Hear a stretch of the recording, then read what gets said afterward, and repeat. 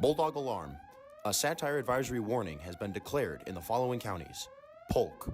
This advisory will remain in effect until Marty Martin resigns. We are gathered here today to mourn the loss of Earl F. Martin III's respect. We've invited some of the people who knew him best to share their favorite things about President Martin. And we've decided to format this in the way we know he would have appreciated the most, a roast. Today we welcome friends and family of Marty Martin to the podium, starting with his son, Earl F. File Martin IV.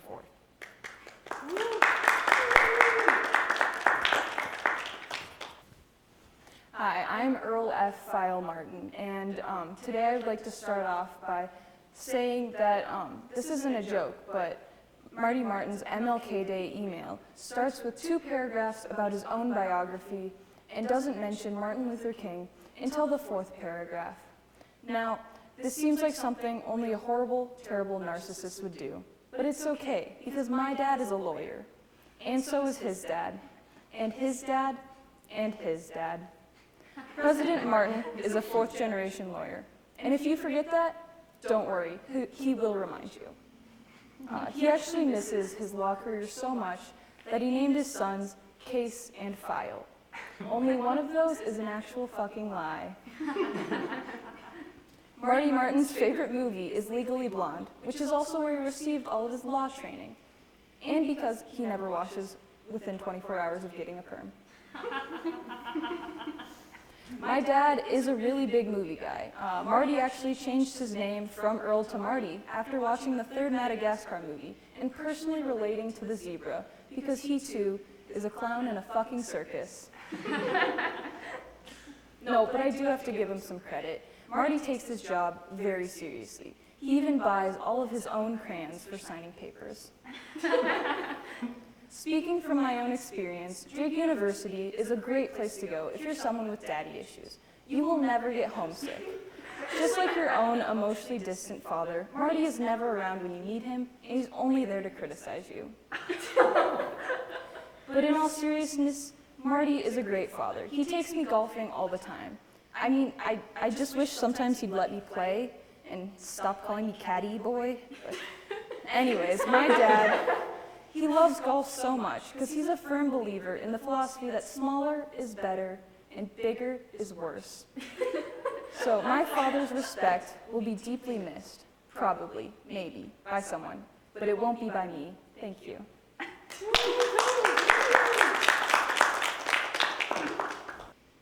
Thank you, File, for those truly touching words about our beloved President Martin.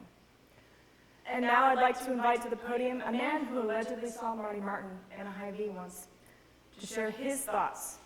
Carl Yeager.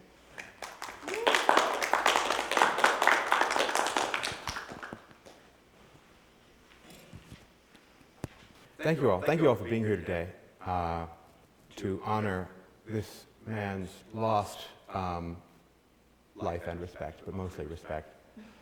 And let's be sympathetic here, because it's not all easy for President Martin. His golf game has really suffered from the carpal tunnel he's developed writing his emails, and that's something to mourn. And let's be grateful that we've even got a space to record this here today, because Marty's got to film his videos on the golf course vertically, like his live reaction to the Derek Chauvin verdict. Maybe if he ever came in from the golf course, one of his minimum wage kids in Old Main can show him you can rotate the phone by 90 degrees.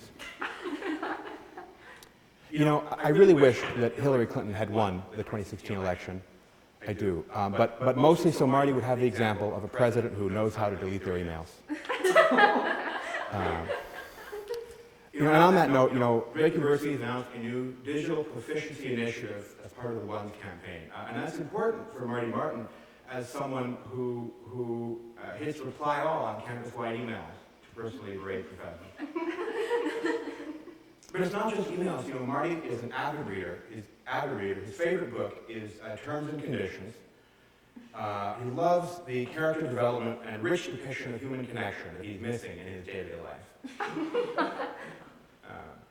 Although he did fly to Saudi Arabia recently to get a taste of their legendary sand traps. But he ended up bonding with Prince Mohammed bin Salman over their mutual feelings toward journalists and each other. But you know, Marty can empathize. Marty can empathize with low-paid professors. You know, almost no one in the top 1% is paid less than he is. But it's okay, though. It's okay because the Board of Trustees has announced it will raise Marty's salary by $100,000 a year if he will just, for the love of God, stop coming to campus events. So I can say from the bottom of my heart, I hope to never see him at one again. Thank you.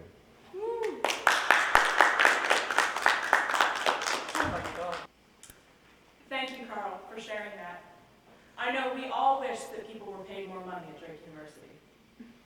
And now, finally, in our grief, we turn to Max Brown, a close personal correspondent of Marty Martin.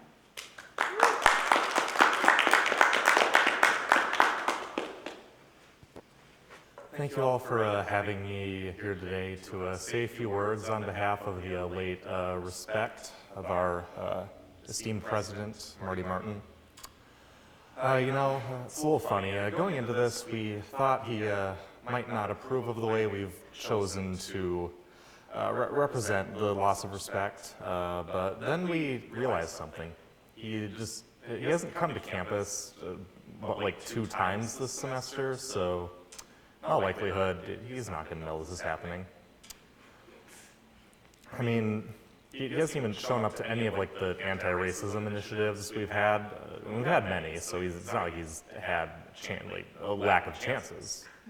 I mean, he was thinking really hard about attending one of the more recent ones, but he ran into a fairly compelling schedule conflict. There was a game he really wanted to watch, and his DVR was just so full of old Riverdale episodes he needed to catch up on that. So you see his dilemma. Like, he doesn't want to give up Riverdale, doesn't want to give up the game, and I can respect that, kind of. But I mean, I can't say that he's done nothing about racism on campus. So if you think about it, what do racism, the invasion of Ukraine, and school shootings have in common? It beats me. Like, they just seem so dissonant in, like, just basically everything. But, you know, Marty saw a thread there between them, and by God, did you write an email about it.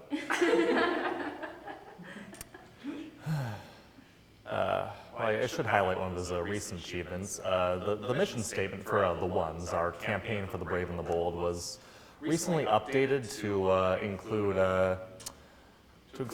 pursuing excellence as one of our stated goals, which I think Marty's realizing, you know, he's milked this much money out of the alums. He should probably come up with something they're going to use it for, even if it still doesn't feel concrete in any way at all. But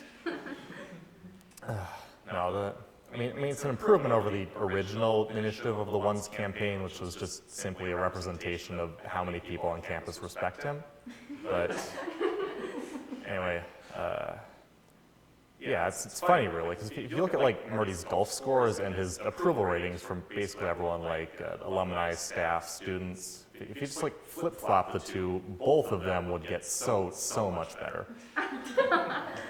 Anyway, I've been ragging on President Martin pretty hard these last few minutes, so I'll just close by highlighting a personal achievement of his. So the transition to COVID and online learning was rough on all of us, so least of all the administration. And you know, in between this busy schedule of completely and utterly bungling our transition to online, President Martin set aside some time to escalate a dispute he had with a student journalist. Like literally 15 minutes after said student journalist had just carried his grandmother's casket to the cemetery, which I really can't think of a better anecdote of just highlighting his leadership and character to leave off on when we're honoring the loss of his respect. So thank you for having me.